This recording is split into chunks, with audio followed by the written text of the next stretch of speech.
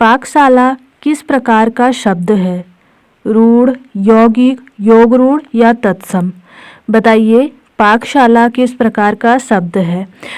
तो इस प्रश्न का सही आंसर होगा ऑप्शन बी, पाकशाला यौगिक शब्द है। पाकशाला कौन सा शब्द है? यौगिक शब्द। यौगिक शब्द वे शब्द होते हैं जो दो या दो से अधिक शब्दों से मिलकर बनते हैं। जैसे यहाँ पाकशाला, ये जो शब्द है, यहाँ पर इसमें एक शब्द है पाक और दूसरा शब्द है शाला, तो इन दो शब्दों से मिलकर बना है पाकशाला, ध्यान रखिएगा। और ये जो यौगिक शब्द है, ये रचना के आधार पर शब्द का भेद है। रचना के आधार पर शब्द के भेद कितने होते हैं? 3 होते हैं। कौन कौन से हैं? रूढ़, दूसरा यौगिक, तीसरा योग रूढ़। ये तीनों हैं रचना के आधार पर शब्द के भेद। आपसे यह भी पूछा जाता है, ध्यान रखिएगा। अब आपको कन्फ्यूज़न होगी रचना के आधार पर शब्द के भेद कितने हैं, इसे कैसे याद करें?